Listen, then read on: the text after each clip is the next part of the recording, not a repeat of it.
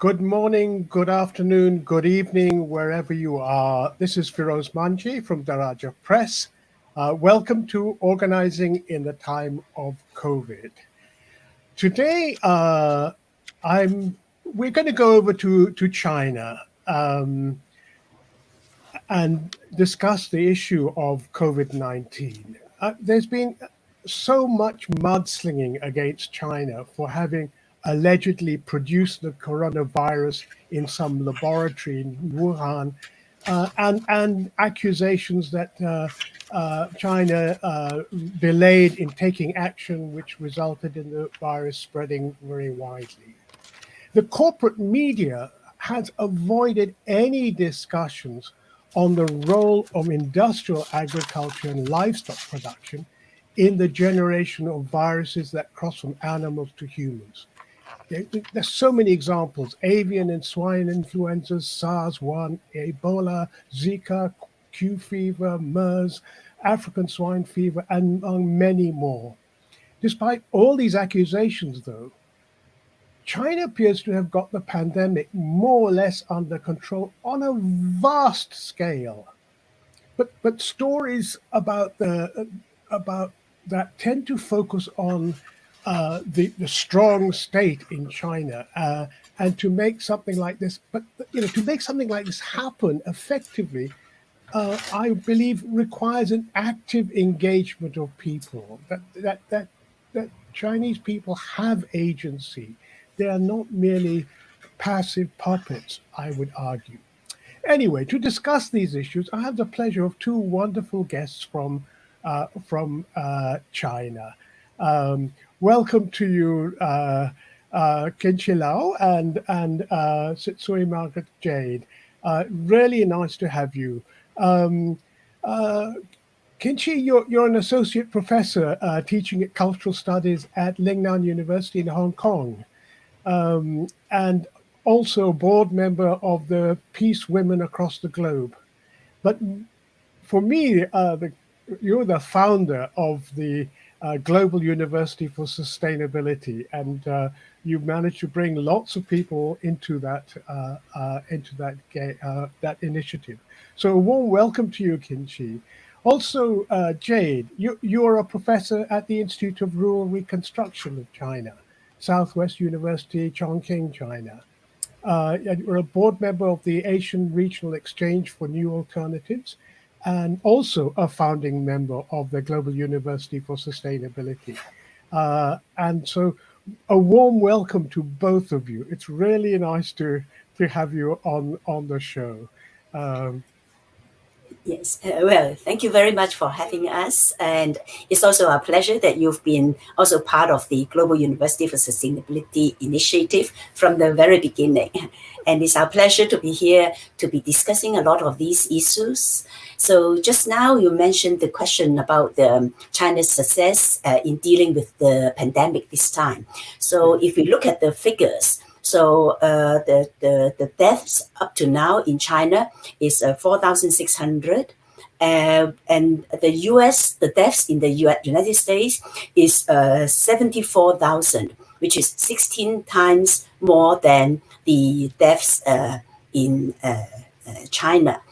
And there are a lot of we can go into different reasons why this is so, but I think the fact that the pandemic could be contained in China within such a short span, I think is thanks to what had happened in 2003 with the SARS. And I think there has been a lot of experience that was from that time, which because if you can remember, well, during the SARS time, it was quite a scare in the year 2003. And although the eventual number of deaths was not so huge compared to the kind of casualties we have today. So at that time in Hong Kong, we had 298 people dead, and in mainland China, 348, and in Taiwan, 84 deaths. So altogether, it was about 700 something. But then we also saw that at that time, we were very scared. We all stopped all schools. We didn't go to the cinema, to the restaurants. And there were some kind of a lockdown also during those times.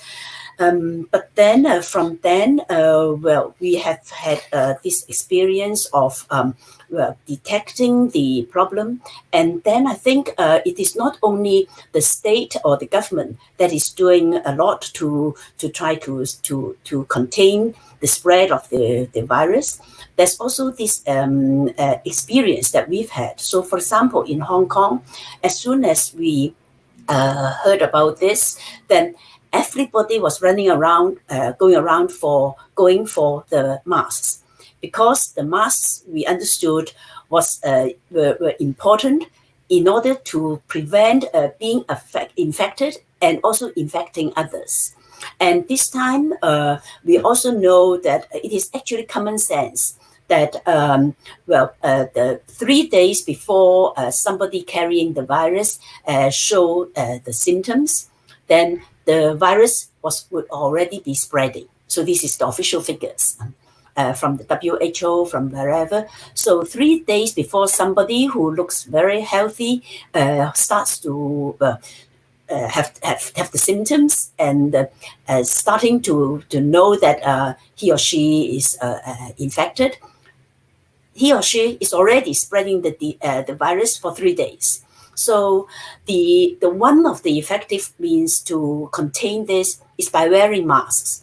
And I think it is actually scandalous of so many governments in the West and in different places to say that, well, there's no use wearing masks. And of course, maybe the real reason behind it is that there's a scarcity. They wanted to reserve more of the masks to the medical staff. But the problem is, when you try to keep some more masks for the medical staff, you're also increasing the patients manifold.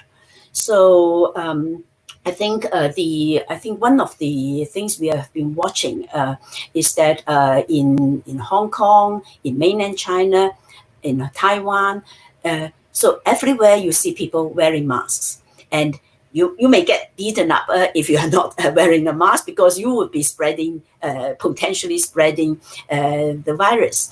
Whereas many of our friends in Canada, in the States, in Europe, in Australia, they tell us they cannot wear a mask when they go to the supermarket because they could be beaten up. Because people will say, well, if you're wearing a mask, you are carrying the virus, then why should you be out here spreading it? And that is also one of the reasons why so many Chinese or Asians keep coming back to Asia rather than staying in the West. And I think maybe this maybe we should go a little bit into this question about the mask wearing. But then if you look at China, then I think about this question, because I don't think we now still have any evidence for or against the idea that the virus was natural or artificially produced, or from the labs in Wuhan, or from the labs in Fort Detrick. So there are also there are so many different versions, and I don't think anyone can say for very sure. But then what we can be very sure of is that this has become an issue, especially from the United States, using this as a pretext to try to go for its China bashing. And of course, everybody knows that Donald Trump has been having this strategy that whenever he's asked about his big fault in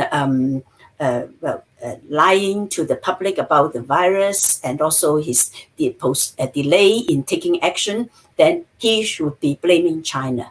So I think now it's not just a question of fact finding, it's also a question which is very much loaded with the politics, and so I think we will still see this being used as a pretext. But then, if we look at China, then the first time that we heard of this was on December the 27th. And then on December the 30th, the medical doctor Lingnan, who has become quite famous all over the world because he was posting this on to his friends, notifying them that that there is this SARS now starting to develop in China. But then actually on the next day, on December the 31st, there were already the reports from Wuhan to the central government and also from the Chinese government to the WHO. And so these could be all, these were all on record. So that means that if the Chinese government was became alerted about this coronavirus, then it was within 3 or 4 days that this was reported to the WHO. And then on January the 12th, so that is just within 3 weeks, then the whole genetic sequence of the COVID-19 was shared to the international community. So I think, we can go to the facts to see whether there was the denial, etc., or whether there's a cover-up. And so that is one question. But then I think the other question is, if we look at the, if we are to learn from some of the experiences of China being able to contain this quite effectively, then we have to see that it was 2 days before the Chinese New Year that the Wuhan was locked down, and it was, and then later on the whole of the province. But we know that actually Wuhan is right in the center. It is the nexus of all transportations, communication, and it was also the time of the Chinese New Year. And so the lockdown was, I think, quite a daring move. And of course, internally, it also caused a lot of contradictions. But then there's another question which I think actually could deserve more of our attention. That is, Wuhan, despite it being a very important economic center, if you look at the health situation, it was very poor compared to many other metropolitan cities. So I've got the figures, which was that just before the epidemic started, in Wuhan itself, there were only 137 isolation ward beds. 137. Wow. And the figure was much, much lower than other cities, of course, like Shanghai or Beijing. But then by the end of February, the number of beds in the isolation wards increased to 14,000. And 14,000. From 137. From 137 to 14,000. And and so I think most of you may have heard about the speed, that within 10 days, there were 2 hospitals which were being built within 10 days, and then they came into operation on February the 2nd and February the 8th. But then this speed in building the hospital it's not the precedent, because back in 2003, when there was the SARS, then the record was that a hospital near Beijing was built within 7 days. And so, and of course, we can go into all the details on how this was made possible, because you have to have all these different parts and all these people working to work on this. But then I think what we have seen is this huge power, a huge force to mobilize the resources of the entire country to focus on certain particular issues. So, for example, the number of medical personnel sent from outside Wuhan to help in Wuhan to deal with the crisis was 42,000. 42,000 medical staff from all different parts of China that were being sent. And an interesting statistics is that there is not one death among these 42,000 medical personnel. And of course, to add to this, 2/3 of these medical personnel are women. I also have a friend in Beijing who's a medical doctor, and then they were all called back from the Chinese New Year when they were all over in different in their own hometowns. So they were called back to Beijing. He was called back to Beijing, and then he was told that he should be on standby because anytime he's being called on, he will have to leave Beijing to go to Wuhan within 24 hours.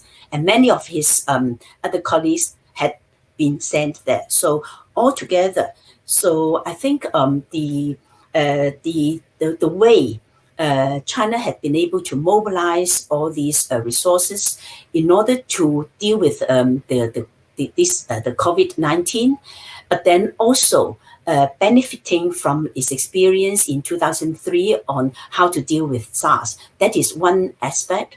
And I think there are two other aspects. I think the one is about the traditional Chinese medicine, which I will leave to Professor Sid to talk about.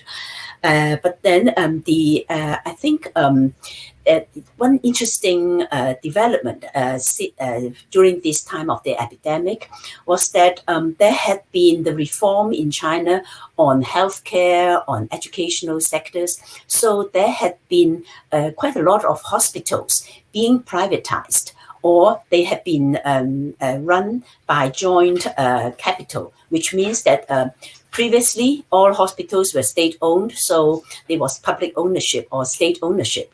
But then since the 1990s, since the turn of the century, there have been a lot of efforts to try to privatize certain sectors of the public healthcare system.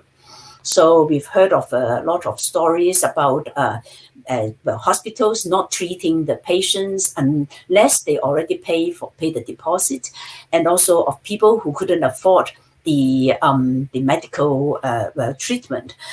And yet, this time we find that the government has, as soon as there was this pandemic, what the government did was that it emphasized very early on that the government will cover all the expenses, the medical expenses, so that no patient, if they could be admitted to the hospital, because some couldn't be admitted because of they were so, especially in the initial 2 weeks, then the hospitals were so crowded, and so many people couldn't be admitted to the hospital. But then later on, for anyone who was admitted, would receive the entire treatment for free. And so it was a directive from the state to say that one, that all the patients would have all their medical expenses covered. And two, all the hospitals would also have the expenses covered, so that you wouldn't have a situation where patients would be refused from going to the hospital. So we also have to talk about some of the changes that have been fortunately already in place before the epidemic started. That is the National Healthcare Scheme, Well, it is by medical insurance, which means that you have to pay certain premiums. But then the medical scheme that started to come in 2018 already covered about 95% of the whole population. And so it is due to the such policies on medical healthcare and on education, etc., in the last few years, which enabled China to deal with the epidemic this time with such force. So what we see is, well, this mobilization of the resources to build hospitals within 10 days, this coverage of all medical expenses. So China actually spent a lot of money on the this time on the treatment.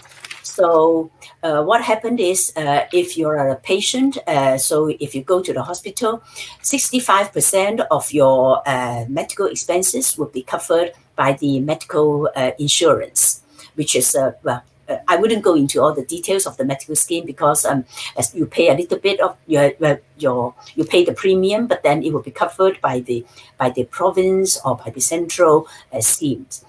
And then at the same time, the 35% that is not covered, it is now covered all by the state. So, so I think this is also very important an aspect. And I think also after the current crisis is over, I am sure there will be a whole review within China on the policy of medical healthcare. But I think fortunately, in China, preventive measures and also hospitals dealing with epidemics, they have always been run by the public or by the state.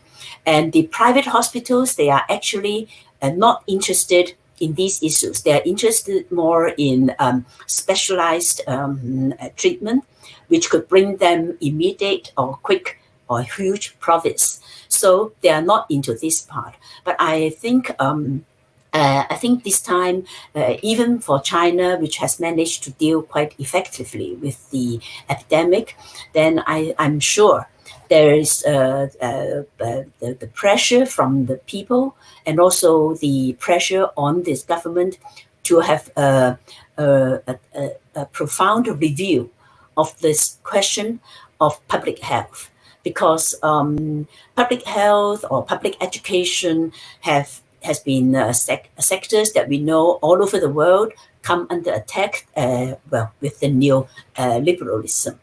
And in China for 20, 30 years, this has been the trend also. The whole privatization, the influx of private capital into profit-making sectors, and also making health and education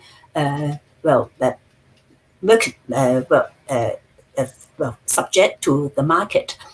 So I think I will stop here. Maybe I'll just invite Dr. Sid to tell us a little bit about the Chinese medicine, because I think the treatment and the success rate of treatment by the traditional Chinese medicine has been very high also this time. Over to you then, Professor. Yes. Yeah, as Qin mentions that the importance of using the traditional Chinese medicine, because during the pandemic, we found that traditional Chinese medicine is very effective and also very cheap, because we found from the official data, we found that only you take only $30, you can complete the whole treatment. Particularly for the patient who had seriously ill. So you find that it's really very cheap. And then when we look at this, the importance of traditional Chinese medicine, we found that because it's come from our ancestor wisdom, so it is also very important how we activate our ancestor wisdom, and also how to we activate the subjugated knowledge, because for the long history, we found that particularly in modern China, this kind of traditional knowledge actually is suppressed, particularly when compared with the modern medicine system. So I think this is a good opportunity how to revisit our subjugated knowledge. This is one point. And I also want to address another point of the mass mobilization, because we found that even China government has very strong view to regulate or to give order. But on the other hand, we have to find that this kind of bottom-up effort, because we found that particularly in the rural areas, we found that many peasants and also involved in this kinds of mass mobilization.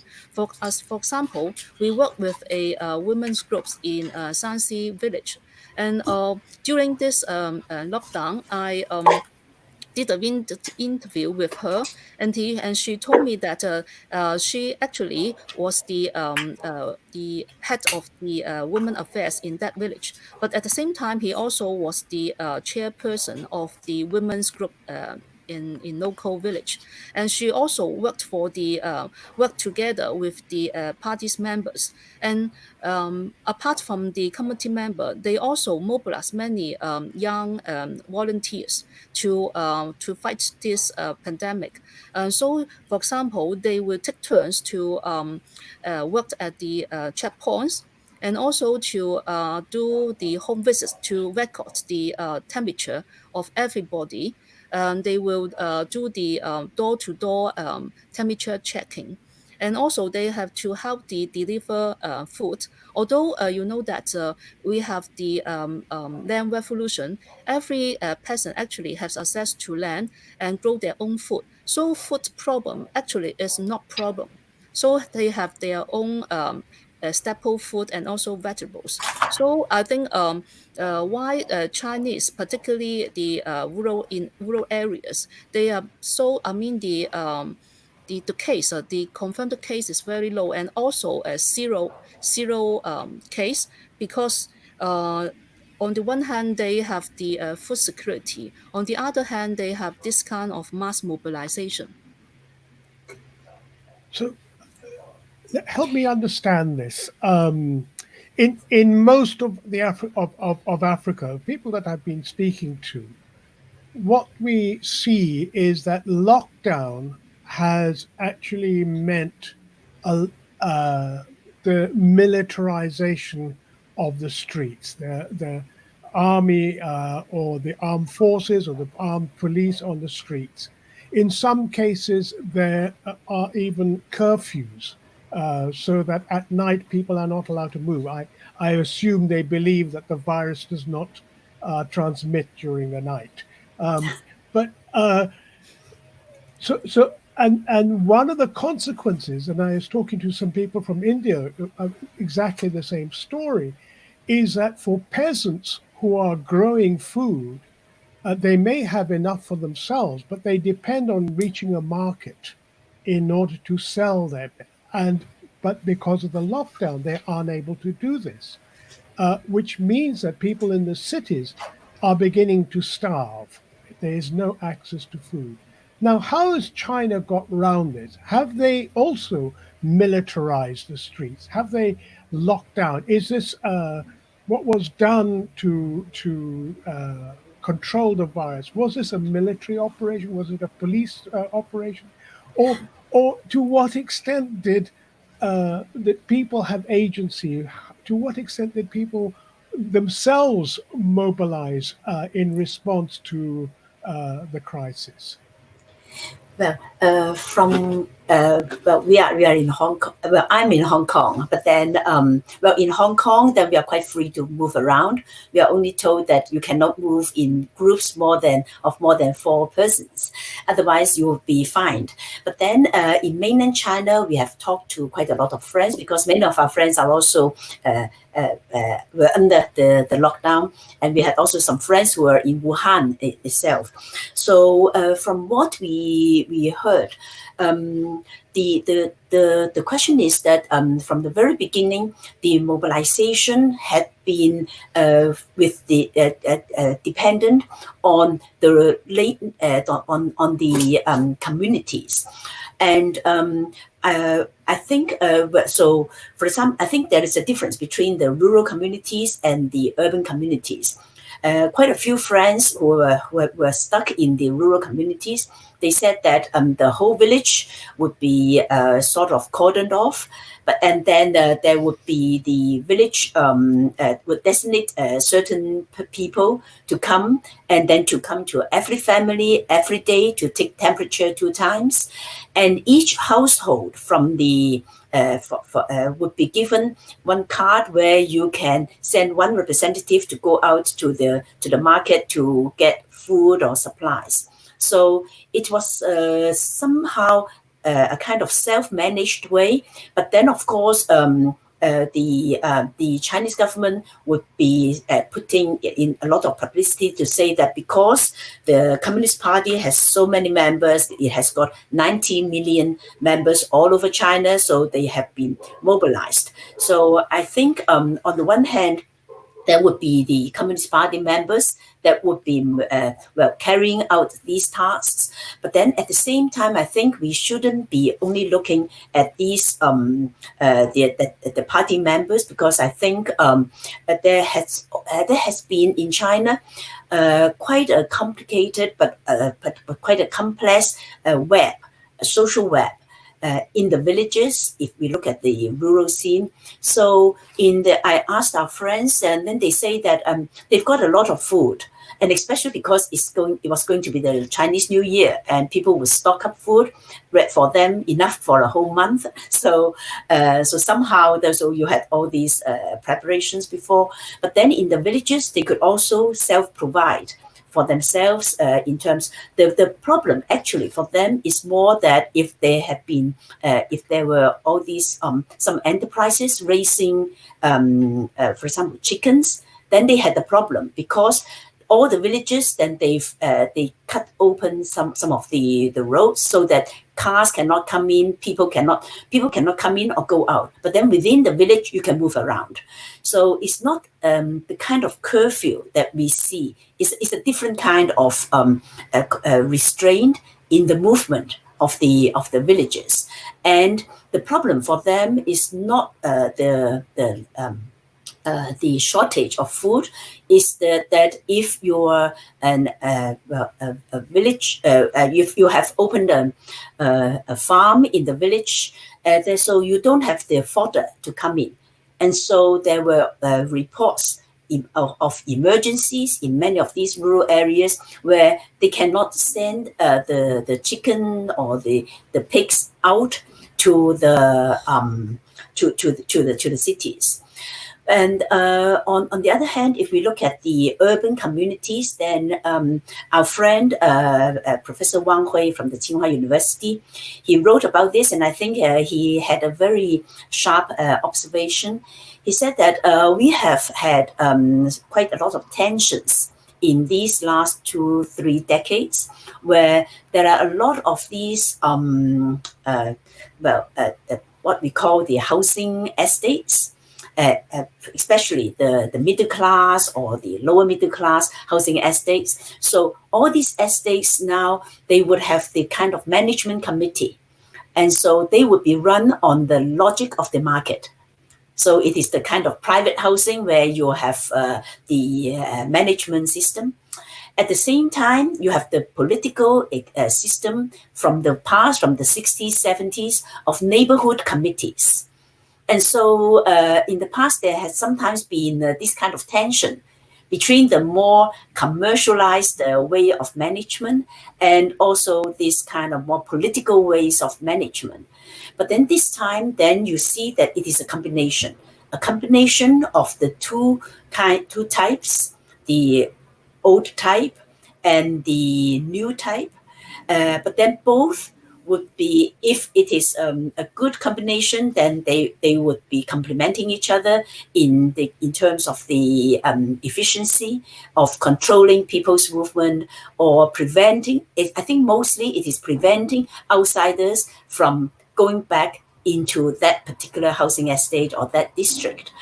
And but then, of course, in some places you have the tensions between the two, and so you may have some street fights, people coming in, breaking into a house to say that you cannot play mahjong because it's over the limit for gatherings, etc. But then I think one way in which the mobilization was done was also by a lot of both mainstream media and social media, which say that well, we have to support the medical staff in dealing with this. We have all these patients, but then the best way you can have your heroic contribution to the nation, to China, to society, is to stay home.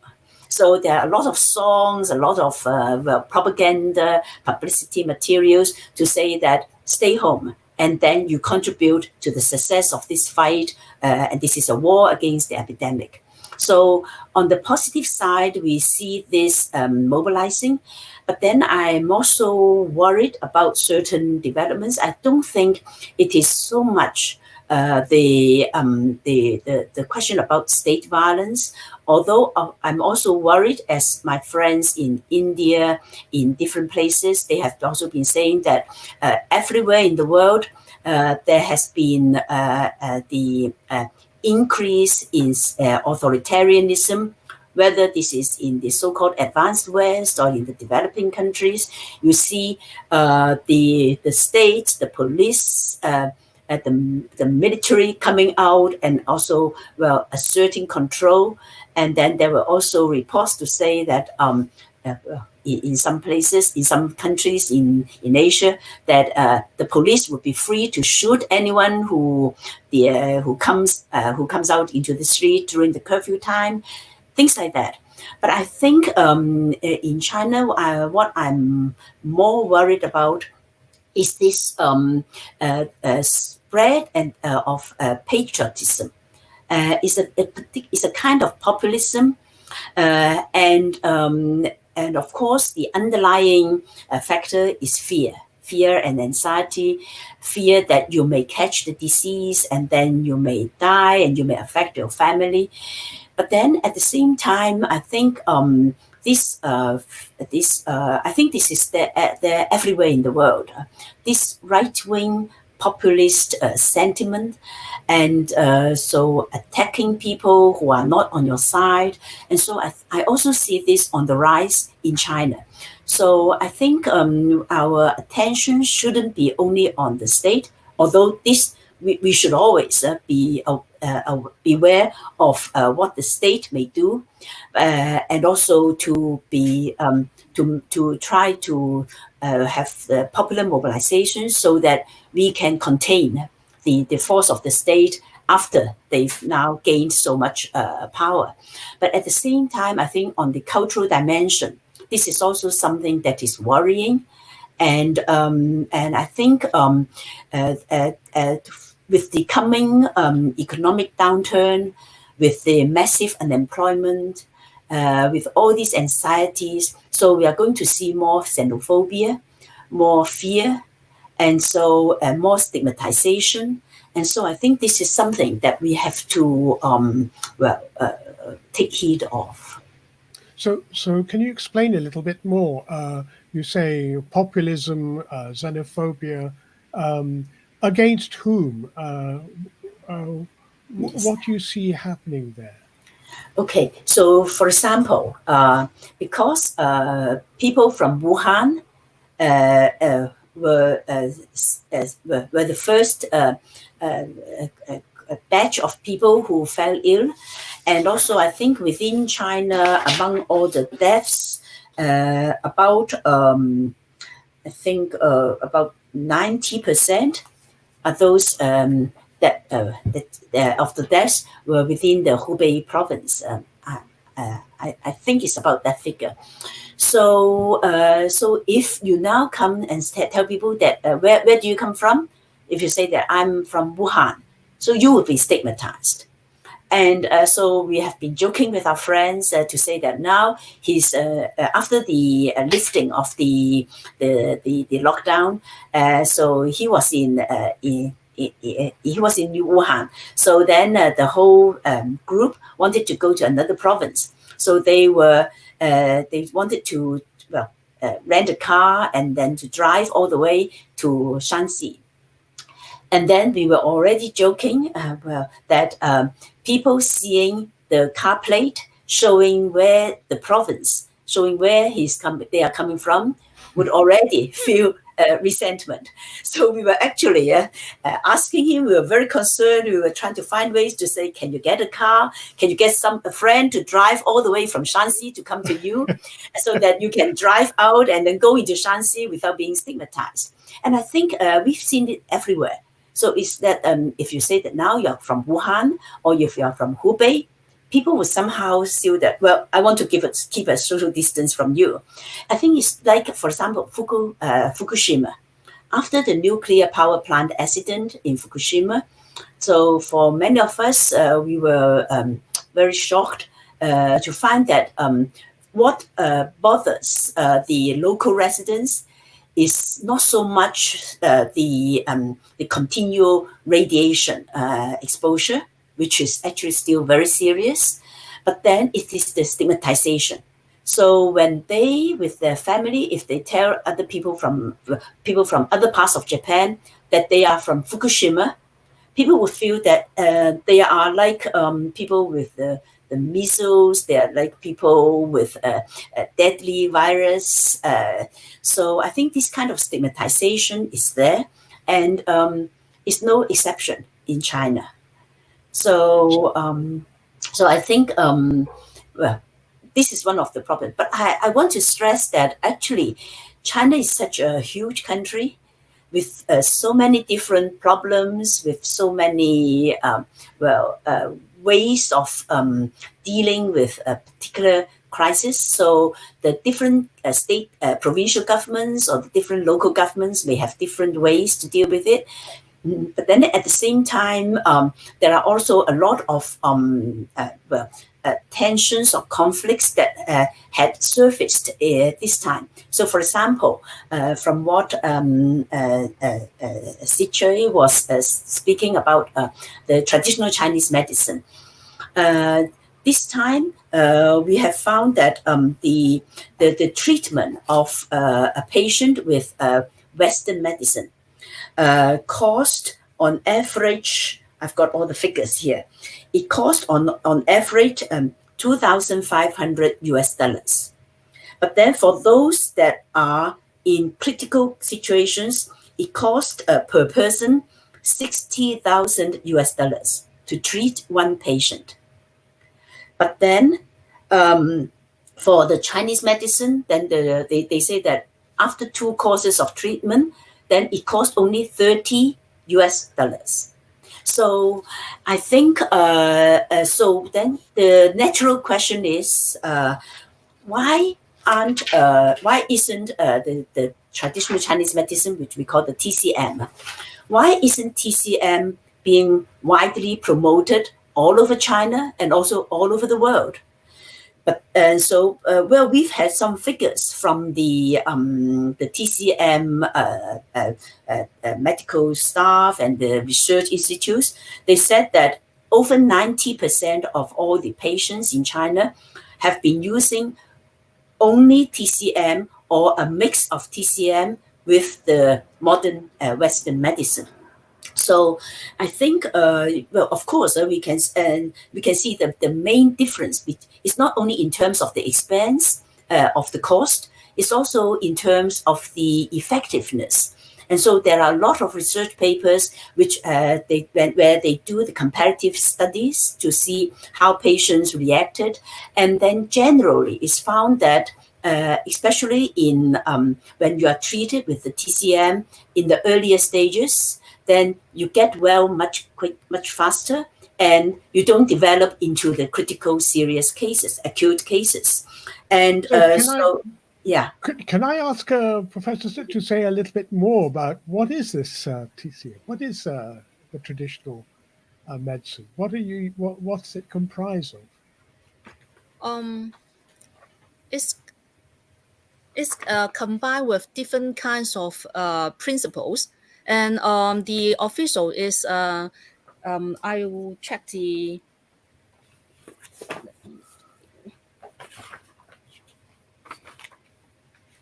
because it's mainly come from the traditional classical books, and the official one, and I will find it for you.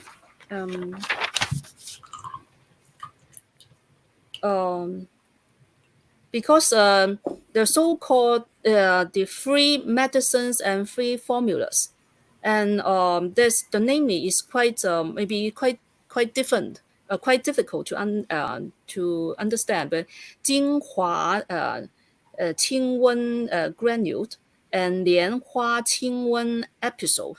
Yeah, this is the name. So maybe it's quite difficult for you to understand because it's a mixture of different kinds of traditional Chinese herbs. So but it's based on the principle from the classical medicine books. So but apart from this kind of formulas, the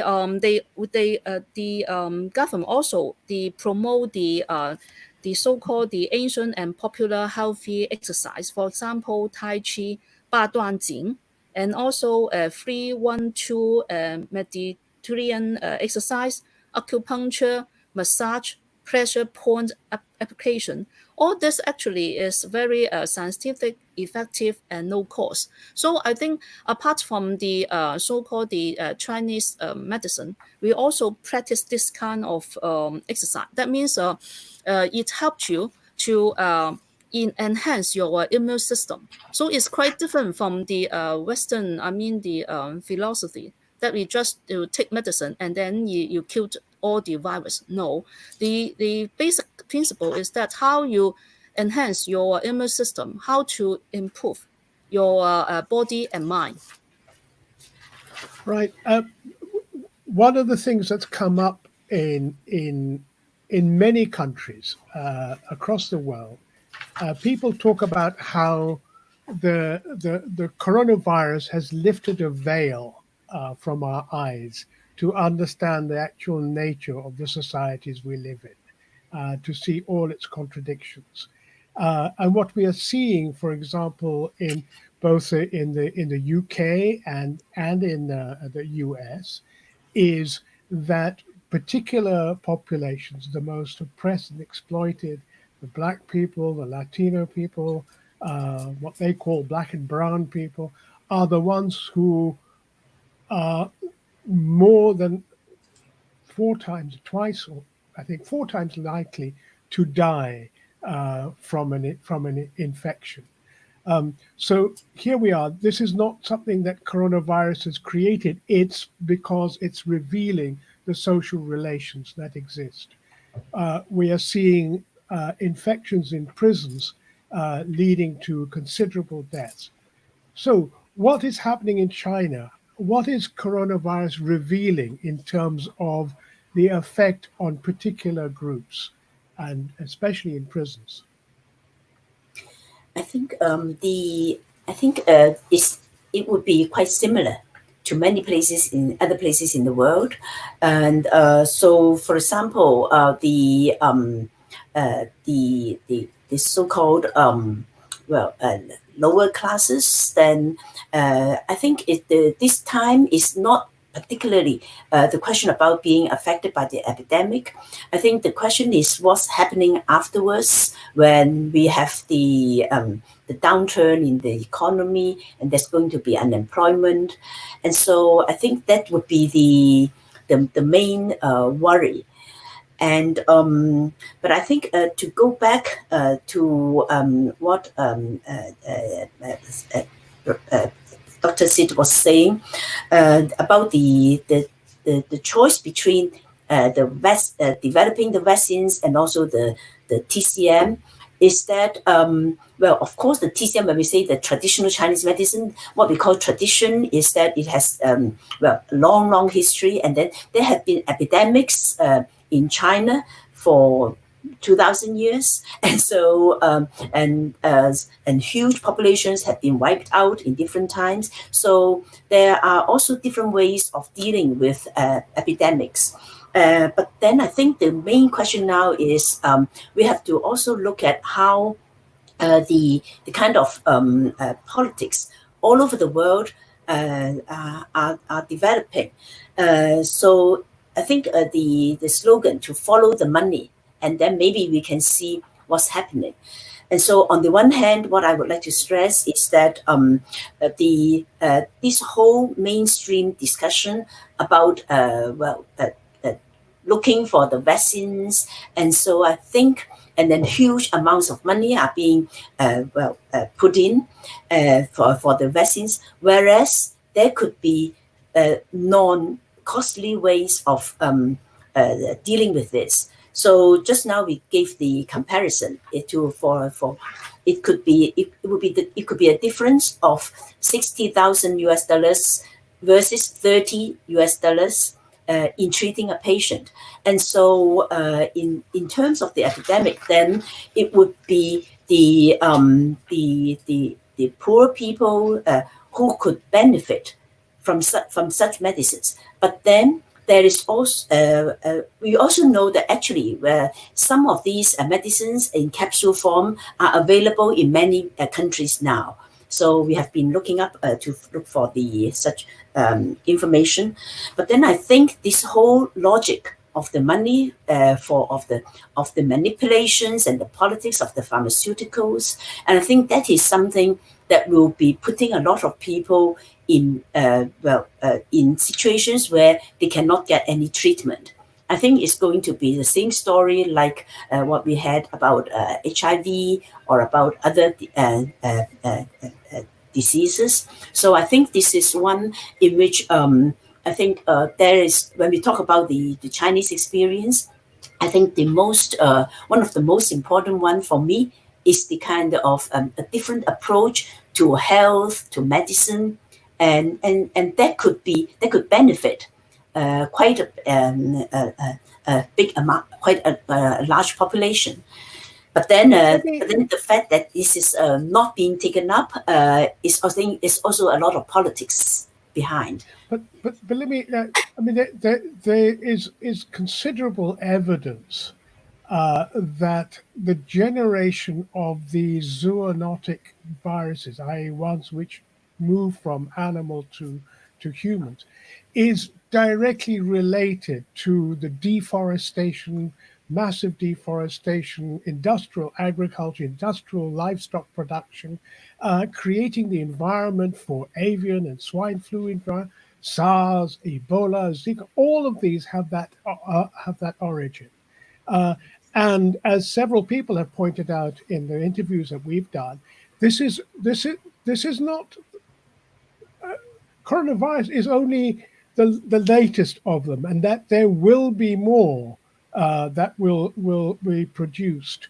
So what is the Chinese government doing in terms of their territory to deal with this problem, the origin of these viruses? What are they doing to prevent this happening again?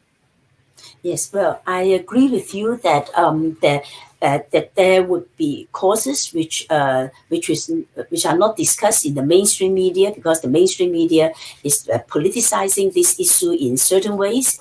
to especially in terms of the U.S.-China conflicts. But I think I would agree with you that this also has a lot to do with the kind of development and modernization that we've had, and all this deforestation and all this encroachment into the environment. Well, I cannot speak for the Chinese government. I'm also very critical about a lot of the policies. But then we are also seeing that there have been some efforts in reforestation in China. And so if you look at some of the statistics, they are doing something. And we also have friends. I've also produced some documentaries about the efforts by some women to grow thousands of acres of forests just by a couple in the Mongolian desert. So there are a lot of efforts also. To grow trees, for reforestation, but at the same time, we also see a lot of destruction by industrialization, by the extractive industries. So you see all these contradictions within China. So maybe in a particular province they are doing better, but whereas the very negative things are happening in the province nearby, in the neighboring province. But I think in general, well, since if we try to understand it in the context of China's development in the last 20 years, then we see that there has been this surplus capital, surplus labor, and surplus industrial capacity. And so with all these surpluses, then the government has been promoting the One Belt, One Road or other things. But then at the same time, it has been investing some of these into the rural development, into reforestation. So, and for example, into the poverty alleviation schemes and into public health, etc. So I'm not saying that it is the government is with goodwill or bad will, but then the question is, it's got all this surplus capital and surplus labor in hand, and it has to spend it somewhere. So apart from buying US bonds, which is something very stupid, I think, to do, and well, strengthening your enemy and all this, but then reinvesting these resources into areas like reforestation would be something important. But then I'm also very critical about some of the mega projects that the government is taking, such as the huge project to divert water from the south to the north and things like that. And so some of these projects I'm critical because they are privileging the cities, so that the cities can go on, Beijing, Shanghai, Nanjing, they can all go on having water, while the water resources are being drained from the southern provinces or from the village, from the rural. So we see a lot of contradictions in China. So because of these contradictions, we can also see the hopes, because within all these crevices, so there could be different alternative policies coming up, and it's not uniform. And so I think what we have to do, and that is what we have been trying to do in the last 30 years, when we have been engaged in the rural reconstruction movement in China, that we were trying to see what is the actual situation of the people living in the villages, what's the situation of the women, of the minorities, and how are they doing in this new millennium. So are they being forced to be cheap labor in the coastal areas? But now that there's going to be a huge shrink in the number of jobs, so can they come back to the rural? Can they still have access to their piece of land and manage to have a decent livelihood out of it? can we have well, I think in China now there has been a lot of discussion, especially among think tanks, among the economists, as to whether there's the possibility of a forced delinking. So they are talking about, well, the US saying that China is now the main rival in these times. So the US is pulling out its capital, pulling out its industries. So there would be an enforced delinking, at least in some sectors, by the United States. So there has been also some discussions among the more progressive intellectuals within China, and to say that but then this whole we need to be to review this whole question about development, about globalization, and we need to change certain structured and institutionalized forms of power and certain ways of the capitalist logic. So it is not just, of course, you can be arguing that, well, the US is forcing us to delink from this global finance and global capitalist world. So we should fight back. We should be relinked. We should be reconnected. So that is one argument. But then the argument from us is that if we look back, there have been different ways in which China had been delinked. Well, of course, forcibly after the 1940, after 1950, by the West, and then later on after 1960 by the Soviet bloc. So China was somehow on its own feet for about 10 years until the early 1970s, when there was the ping pong, the table tennis, diplomacy, etc., with the shift. But then it was because at that time, the US defined Soviet Union as the main enemy, and so wanted China to be on the side of the US. So it has to do with a lot of geopolitical strategies. But then it was also at that time where we could see the Bandung links. We see that China, whether it was from a genuine goodwill or from the forced circumstances, it had to establish links with the brothers and sisters from the developing countries. And so like what our dear friend Samir Amin had been saying, delinking doesn't mean that you are cut off, you are isolated from the world.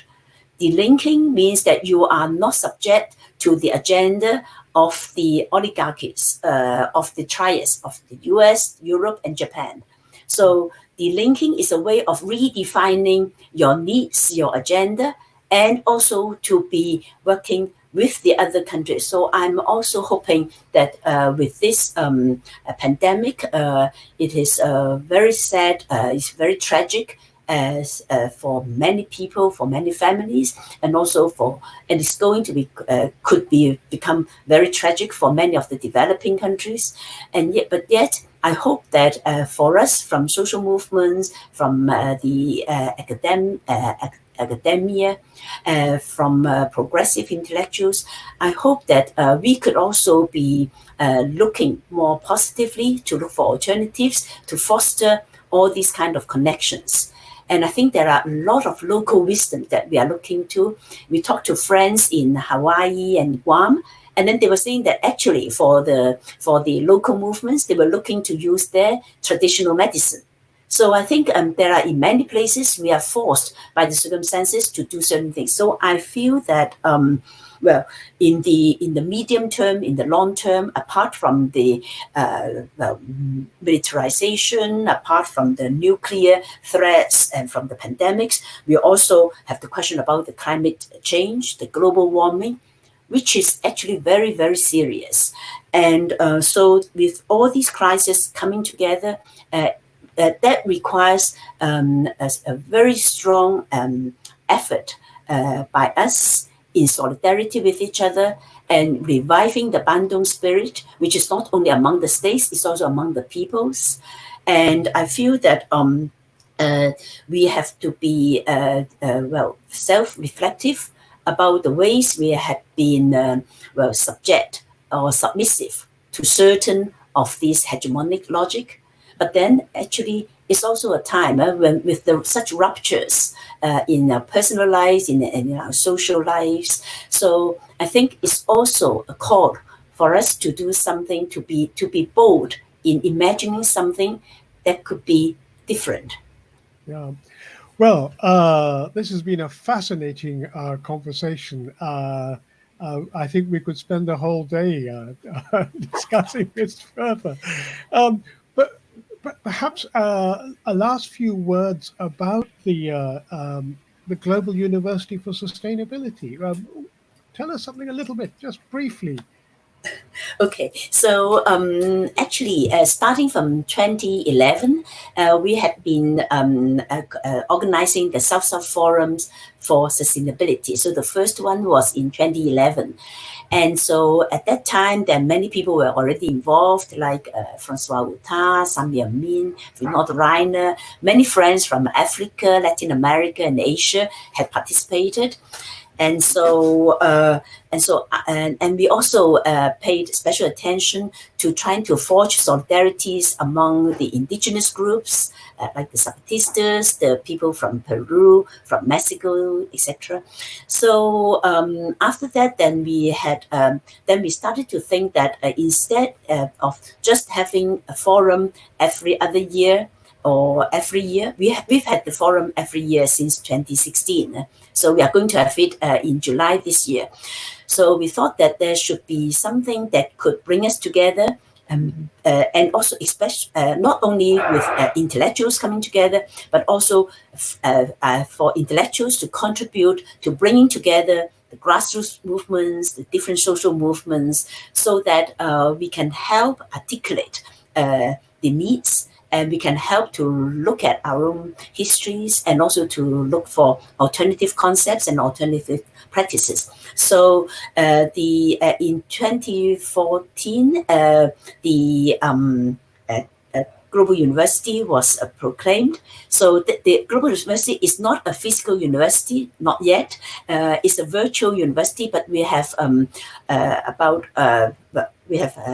200 founding members. We wanted, well, you are one of the founder members. So we wanted everybody to be able to own it, and we would try to go beyond the barriers of national borders or other language borders or cultural barriers, so that we can try to come together with ways of communicating and looking for change.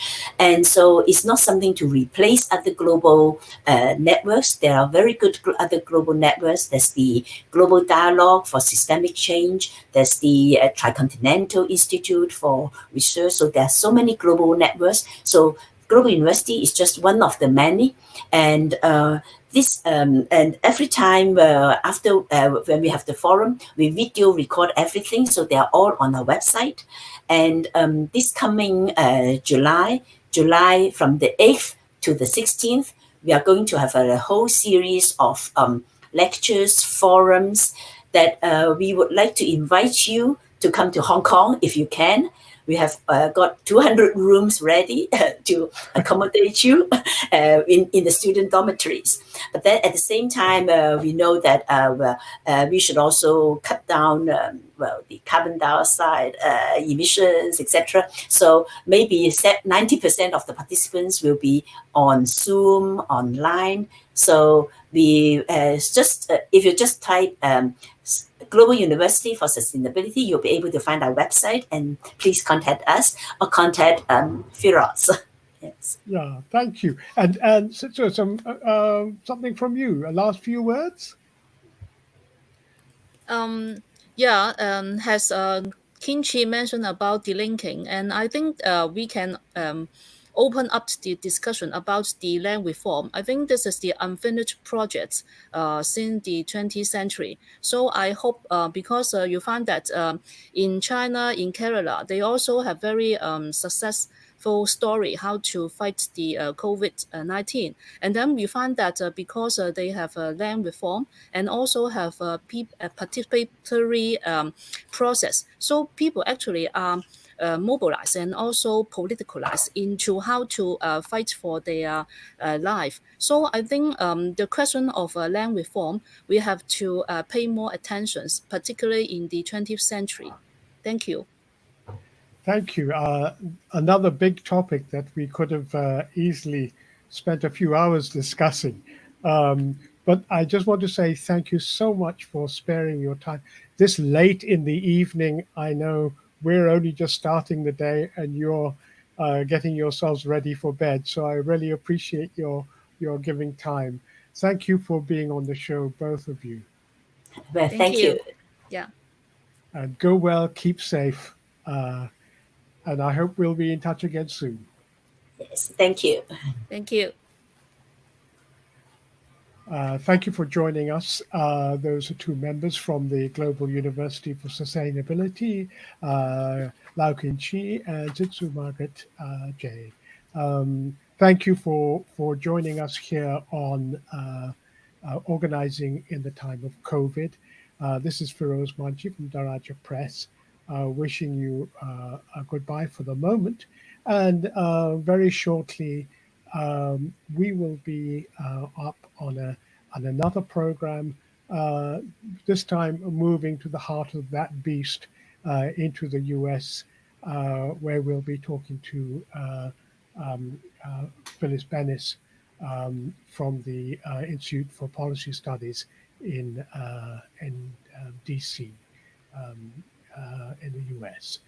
So until then, best wishes to you all. Keep safe, keep well, and keep the struggle going. This is Feroz Manji signing off for now.